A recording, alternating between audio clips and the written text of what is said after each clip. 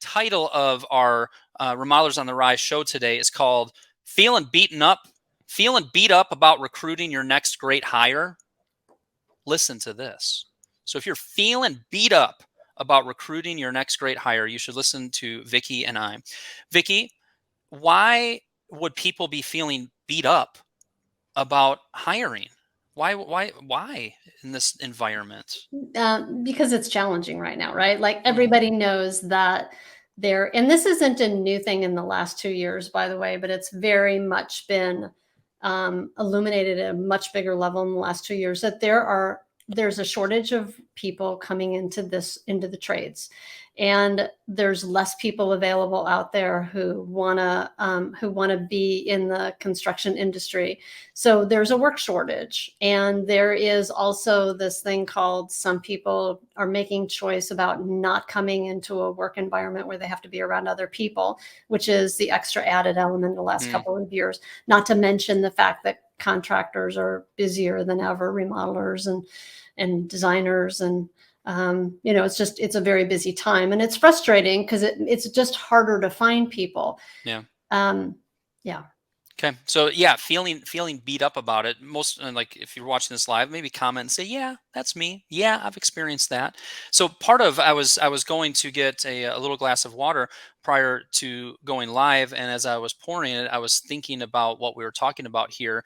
And part of the goal of today's show is literally just to kind of refocus and re-energize you and make you think about recruiting in kind of a fresh way, to realize, yes, it is about the tactics that we use when it comes to recruiting, but a whole bunch of it is about having the right mindset, having the right mojo, which is just maybe more than half the battle in this. So that's kind of where we're going today.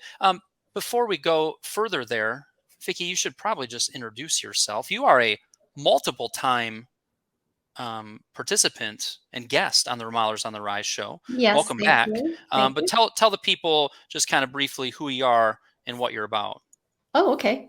So I'm Vicki Suter with Suter Business Builders, and for over 30 years, I've been helping contractors increase their profitability, reclaim their time, and have more joy and fun in what they do again.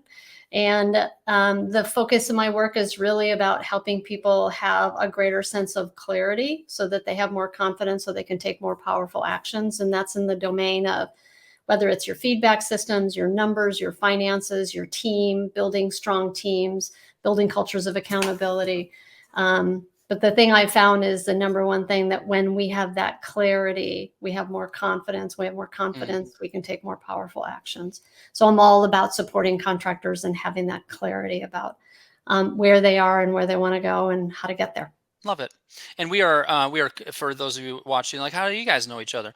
We are friends. We are colleagues. We've gotten to know each other just as colleagues. We're part of a little mastermind group together. And people say, "Hey, surround yourself with people smarter than you." So that's what I've done with Vicki.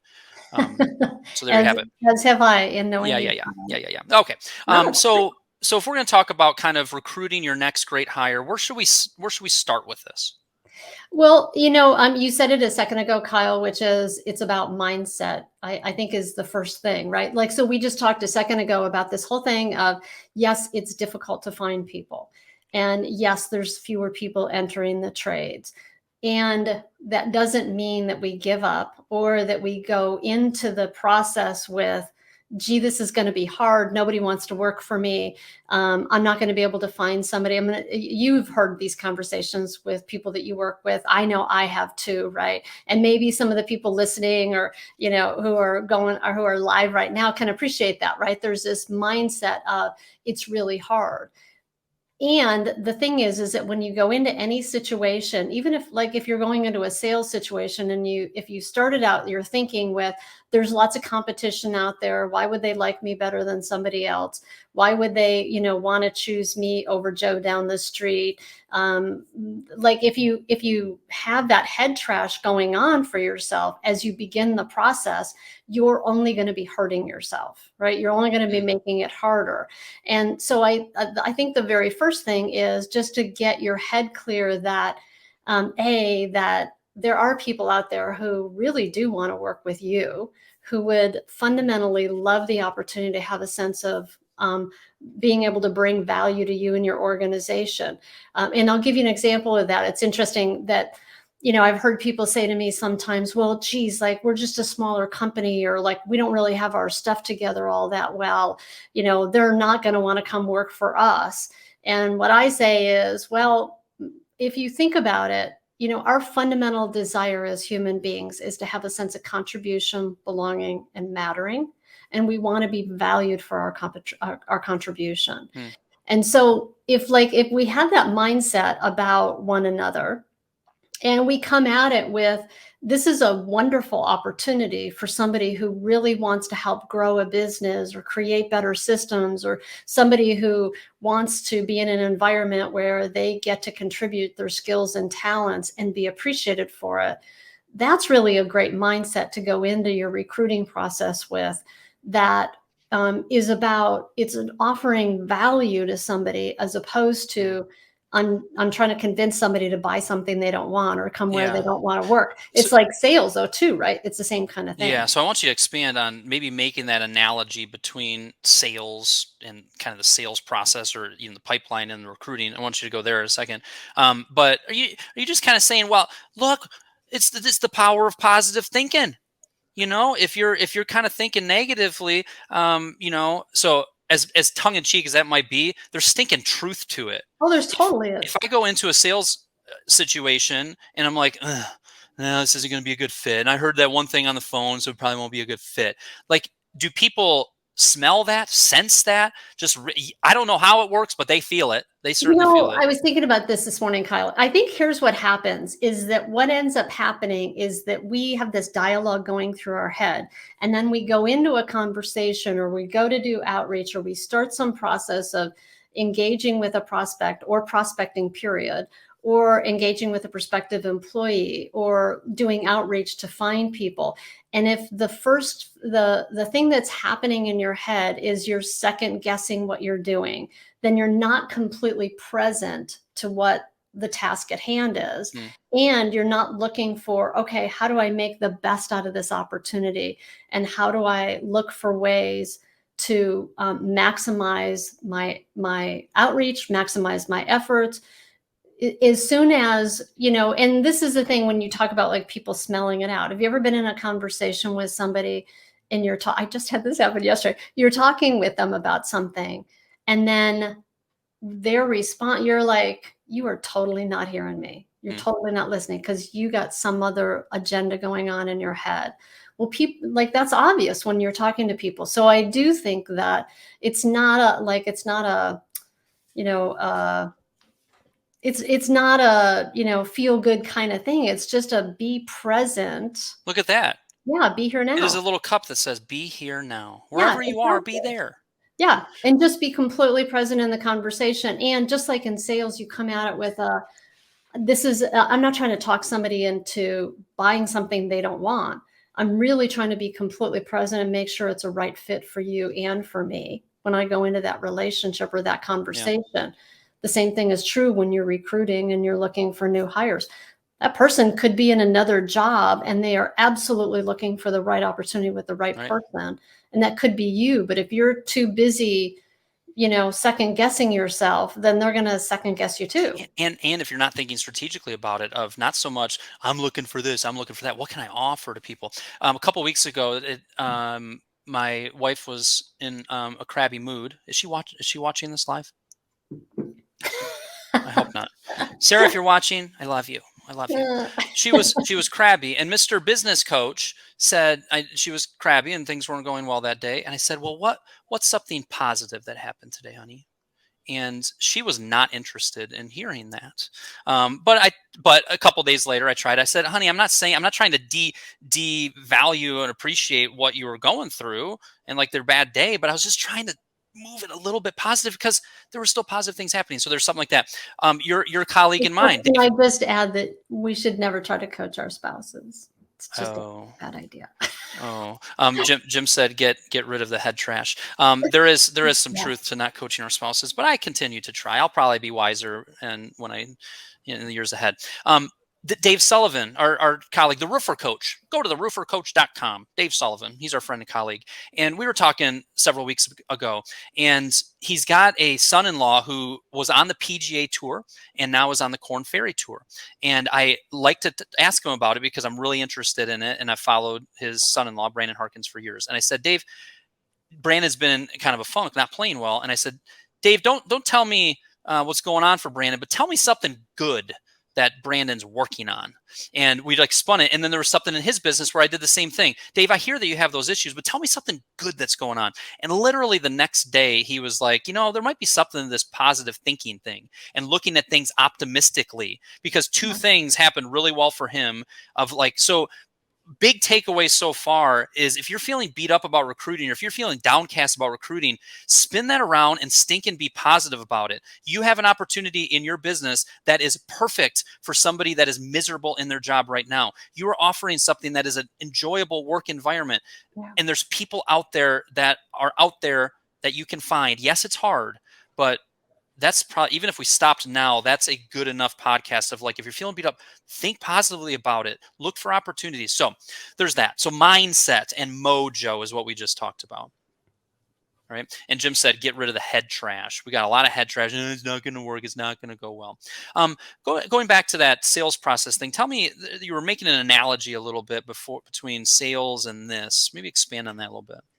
Well, there's a couple of things. One of the things that when I think about when you're going to build pipeline, right? When you're thinking about making sales, the first thing that you do is you set a goal, right? Like, so what's my goal for how much I want to sell, or what's my revenue goal for the year? And how much do I have to sell and produce this year, right? So the first thing that you do is set a goal. And then the second thing you do is you like get into the right mindset about, all right, so like, who's that customer and how am I going to reach out to them? And like, who do I want to be? Who do I want that person to be? And how do I need to be approaching that process to find those ideal prospects? Mm-hmm. And then the third piece is strategy. How am I actually going to do that? And how am I going to find those people? And I make the analogy that finding great employees is no different, right? The first thing that you do is you set a goal, you write a job description that says, here's the major responsibilities of that job. Here's the skills and qualifications I need for somebody to do that job well. Here's the kind of attitude or the kind of way of being of somebody who's a good fit. So the very first thing is you want to set a goal. And for any of us who have ever hired a project manager, we all know that the term project manager can vary greatly from company to company. Yeah. And you have a particular criteria for what a project manager is for you. Whereas I talked to Joe down the street and it's really more like, oh, that's really more like a superintendent, or that's like a foreman or a lead carpenter. But we throw around these titles like they mean something. So getting really clear about what it means to you is critically important before you begin your search. Yeah. So pause there. So just like on the sales side. So yeah. If you're feeling beat up and overwhelmed and not having success even on the recruiting and hiring front, step one, mindset. Step two that I'm hearing is get clear with the goal of what you're trying to hire, who you're trying to hire. Put some effort into making that clear, not some half-hearted, we're looking for a project manager, blah, blah, blah, blah, blah. But really clear with that. Okay. Well, it's like, it goes back to what I was saying a little while ago, Kyle. It's like when you have that clarity, you have more confidence to take more powerful actions. Getting super clear about what's that criteria for me? Like, what do I really need somebody to do? What's the skills I need? What's the results I need them to be able to cause in my business, given that position? When you're super clear, it'll also help you be really clear about where to go find that person. And when you're interviewing, how to really know if it's a right candidate. Yeah, we got to sit on that for a second. So the clearer you are with who you're hiring and what you're looking for and who you're looking for. One thing that happens when I have this conversation with clients is people start to come into their head, just like so-and-so. Well, what's so-and-so's deal? I don't know. I haven't talked to him in a couple. Why don't you call so-and-so?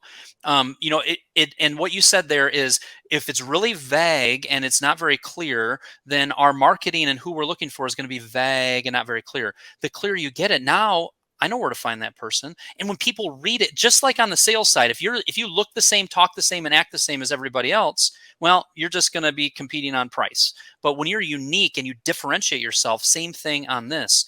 Um, so the more clarity on the goal leads to more confidence, which leads to better results. Yeah, and I want to emphasize something you just said too, Kyle, which is, are you speaking to the opportunity for somebody to be able to make a contribution, to be able to feel like they're valued, somebody who will, that it's more than just price? Because Mm. we all, like we've all heard this, people don't work just for a paycheck, right? And it's that those other qualities. Well, are you talking about that when you're recruiting and promoting? Does it say that on your website? Does it say that on that posting? Do you tell people that? I like that. Oh, so we got a little format. I'm gonna run with these numbers here. So number one, mindset. Number two, goals. And number three, you said something about strategy. Yeah. So just like when you're doing marketing, you don't just go, I'm going to market to everybody everywhere. I'm going to do advertising. I'm going to do social. I'm going to do postcards. I'm going to do, door hangers. Like you don't, and then you don't like put it on, or maybe Yelp. Like you don't go, I'm an answer for everybody, so I'm just going to do a shotgun approach, right? What you do is you get a strategy to go, all right, well, based on the ideal customer I want, where are those people and how do I create connections with them, and how do I really get more focused so that when the phone rings, it's the right client that's showing up. Well, Right. the same thing is true when you're doing outreach, depending on the position, right? That you're going to have a strategy and a plan for, how am I going to get to those people? How am I going to make those connections with those people? And just like sales, referrals are golden, right? So how do you create Yeah, a, repeat that, right? What? Well, I'm gonna post it on Indeed. I'm gonna post it on Facebook, and I'm gonna boost it. Not bad ideas, by the way. not bad But ideas, but those are cold leads, yes, and what you right? just said was refer. Say that again. Referrals are Referrals what? are golden, right? Those are warm leads. If you want people to be attracted to working for your company, you want everybody that you know to know that you're looking for somebody. You want to make those connections. You want to do that outreach, because warm leads are beautiful. They are much more likely to convert into sales, just like they're much more likely to convert into an employee than if you're just doing something cold on Indeed. First of all, that time frame for doing those sales takes way longer, Mm. and for hiring takes way longer, as opposed to, it's a much shorter time frame and a much tighter process when it's a referral, because they're not going to be, they're a warm lead. They're somebody who came referred to you. I gotta expand on that. So again, we started doing strategy. So you're listening. You're listening to somebody who has coached remodelers and contractors for years and years and years on this particular topic. And what she is reminding us on and encouraging is, when it comes to the strategy, start with, who am I going to reach out to? That's everybody. Number one, we got a goal of job description, who we're looking for. But everybody that you know needs to know that you're looking, and look for those warm referrals. When you look at your best employees, oftentimes, where have they come from? They have been referred to you by somebody that you already have know, like, and trust with. Referrals are golden. Yet, guess what? You're busy, and you make a half-hearted attempt of, I posted like 3 sentences of text on my Facebook page, and I told people we're hiring. Well, that's pretty lame. Get in front of a camera and say, I'm super excited. We have a new position in our business we're looking for. I thought, let me start with the people who already know me and see what happens. We're looking for somebody, da, da, da. Get creative with it. Put some effort in. Yeah. Okay. There's lots of cool, super easy ways to do that and even if you're not a video person, like, you send an email, right? Mm-hmm. And you attach to it, hey, if you know anyone looking for a great opportunity to make a contribution to a growing company who has the skill set of a project manager, would you just forward this to them? Attached as as an outline of the job description. And it's just a one-page thing that's super quick, that talks about, the company, the opportunity, the position, what's the skill, who to contact. Super easy, super simple. You're not trying to get them to read like 17 pages if you're not a video person. Yeah. And I say, like, tell the, parents of the, the, your, of the kids who go to soccer with your kids, or, the PTA, or your neighbors, your family, your friends, your associates, to connect with associations.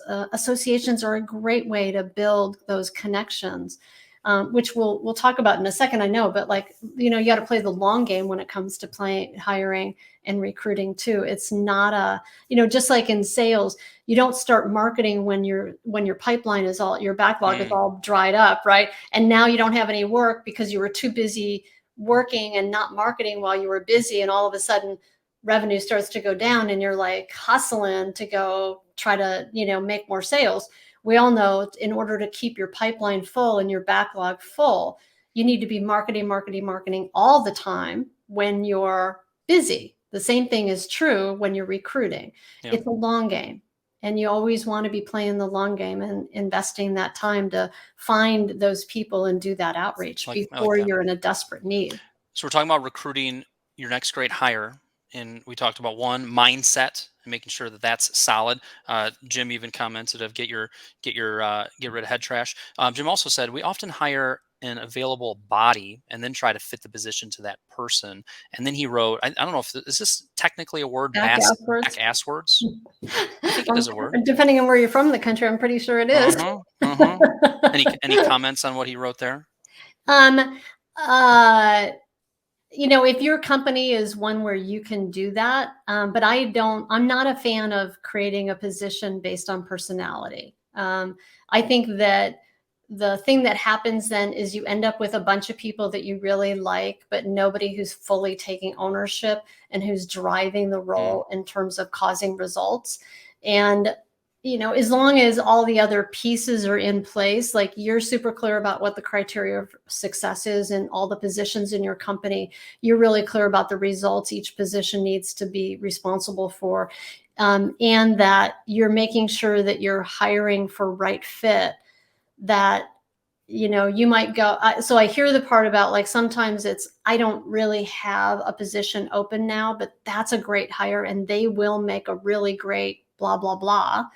Then I understand doing that. hmm But to hire somebody because they're really a great, like they have the right attitude, but you have no position It's a little for bit of them, cart before the horse. I think that what you end up with is a lot of helpers then, and I've seen Mm, that happen.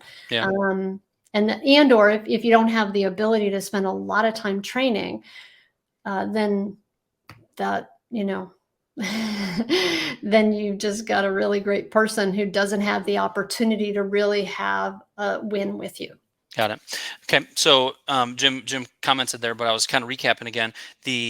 You feeling stuck about hiring somebody new, finding your next great hire mindset. Number two, goal: get very clear with who you're looking for. Get that job description, get the skills, get the qualifications. Number three, the strategy side of things. Just very practical slash some reminders that you shared there, but just some good direction when it comes to the strategy, playing the long game. You did just say we're going to talk about associations here in a second. What were you wanting to say related to that? Yeah. So when you think about making connections, getting referrals, right? So you're in relationship with other people, whether it's previous clients or your neighbors or family or other people in associations that you've met that want to refer you because we love referring people who are good candidates Mm, or you know who are we really like, right? Is that know, like, and trust? That connecting in your professional association, whether that's NARI or NKBA or ASID or HBA, like whatever your association is, get involved and get connected with that community.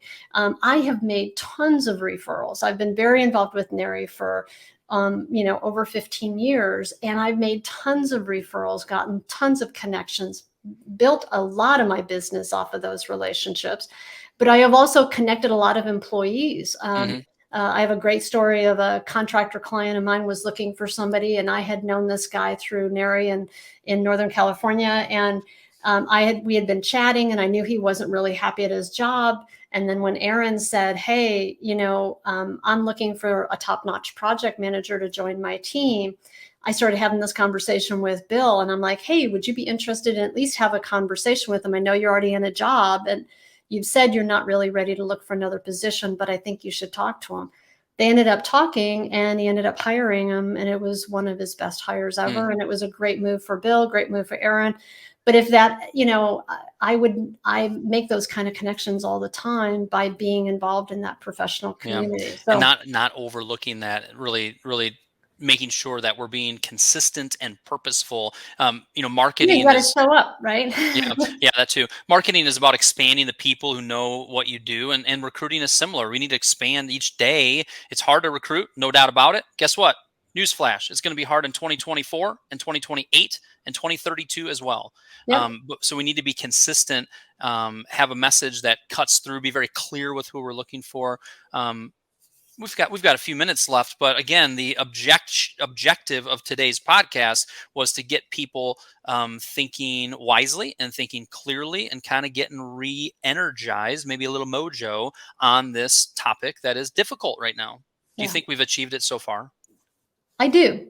Okay. What else would you want to add so that we can achieve it even The greater? only other thing that I would add, Kyle, is something that you just touched on, which is, when you look at doing marketing or business development, you talk to people about this all the time. You just have to be consistent in it, right? You don't just Hmm. do it once, and then leave it. You do it again and again, because when people are ready to remodel their house, you just want to be front of mind when that moment comes. People don't impulse buy remodels, Right. right? So the thing is that, am I front of mind, and have I built some know, like, and trust with that prospect based on my consistently being out there and doing my outreach? And the same thing is true for, even if that employee isn't really ready to leave that job, are you continually building those connections and those relationships, so when that moment does come, like it happened with Bill and Aaron, Right. that moment was there and it was the right time. So that's where, I just think it's kind of, think of it as the long game, because there's going to be turnover. There's going to be, you're going to grow your business. You're going to want to add those positions. Maybe you're going to want to swap somebody out from a C player to an A player. Well, rather than look at it like, I just got a C player, look at it like, I got a C player for now, but I'm looking for an A player. Hmm. Even if I don't need a new hire, I'm constantly looking for, Always be recruiting. yeah, yeah, Always, and that sales analogy, right? There's always be closing. That yep. what movie was that from? You know what I'm talking about? I don't It was know. some trading floor, yeah. What? But always be closing. ABC, always be closing. Always be recruiting. Uh, Yeah. and I think that's another reminder I would want to share with remodelers who are listening to this is that um, whether you like it or not, recruiting and the HR side of your business is a huge hat that you need to be wearing, and it's going to always be important. It's funny, and you've seen this too. It clicked for me after coaching for 6 or 8 years. I'm like, huh, the people that have really quality employees that are really solid, they just have not as much struggle with processes, systems, and delivering a great experience and staying on budget with projects. The people that are laboring so hard at getting process and systems set up and they've got Mm. some knucklehead employees, maybe there's a correlation here. We always have to be working to upgrade our team, to develop our team. That means you as a leader need to take recruiting seriously, have the right mindset, get some mojo going, get clear with the goals, always be recruiting strategically. Um, bam, bam. Nice recap of that. Okay, good. So, Vicky, there's a few ways that people can reach out to you. One, Vicky wrote a book. What's it called, Vicky? The profit lead, Is how it good? managing margin can save your contracting business. Is it any good? Yeah, it's very good. Actually, it's based on like many years, almost 30 years at that point when I wrote it a couple years ago, of having created success with hundreds of contractors and helping them grow more profitable So, businesses. people listening to this should buy it. They should. The If profit. they want to grow their business and they want to increase their profits. Yeah. The profit bleed, BLEED.com. Yeah. And then you can also reach out to and just learn more about Vicky at her website, Suiter, SUITER, businessbuilders.com. What should they look for on that website? Is there anything related to this particular topic of recruiting in your team? Yeah, I would actually highly recommend that people check out. There's a couple of things. One is There is I have a blog, and in the blog is one of the topics that you can go look up is how to building great teams.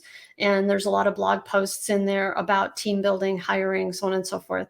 And then I actually have a course on there under courses that is build your dream. The contractors hiring blueprint Yes. that is about how to hire and recruit great people and how to be better at interviewing to make sure that it's really a right fit. So I talk about, and I give you some resources for where to find candidates in the first part of it, but also it's just really about taking that deep dive and how do you hire well Hmm. and Um, onboard people well. Yeah, I think we all need to be reminded. I need to be reminded of in my own business. You need to. I'm not going to put words in your mouth, but yes, you do too. And anybody listening to this, we need more focus on fewer things. We are trying to do too many things. So when you consider and think about the problems, the challenges in your business, and if recruiting and your team is one of the main problems, a lot of people don't have sales problems right now. A lot of people don't have marketing problems right now, but a lot of people have issues when it comes to recruiting and differentiating themselves and building a culture that's really an enjoyable place to work. If that's your jam that you need to focus on over the next month or two, don't actually go to remodelersontherise.com, because that's not really what I specialize in. But if you go to Vicky's website, suitorbusinessbuilders.com, and you look up that contractor hiring toolkit, did I butcher that? Contractors hiring blueprint. Blueprint.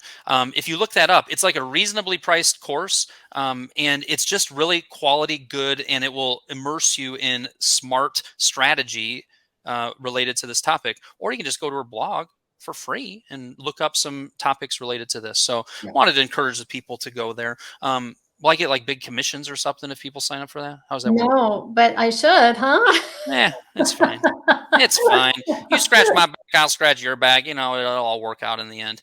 We delivered some value, hopefully, to the people today. Get recharged on hiring people. And Vicky, how would you like to end this? What would be the thing that you'd want to emphasize for them to hear as we wrap up? I can have two things. I Yes. would say one is always be thinking about recruiting like a long game, just like you think about sales, and how can you have it be part of your ongoing, just day-to-day practices. It's how you're going to build a great team and find the right people. Like it. And then second of all, just check yourself and notice if that head trash about it's hard is getting in the way of you actually taking action. And then just, I always say it's like if I can observe something in my own behavior, I have more choice about making a different choice about Mm, how to drive what I'm doing or how I'm thinking. So if I can notice those, that head trash, then I can go, oh, yeah, that's just my head trash about it. How do I, like, as you say, it's like pivot and focus about, all right, like, what can I do? And mm. sometimes it's just what's the next one smallest thing, as opposed to looking at it like, oh, it's so Where do much. I even start? Like, Yeah, what's the next one smallest thing? that's really good.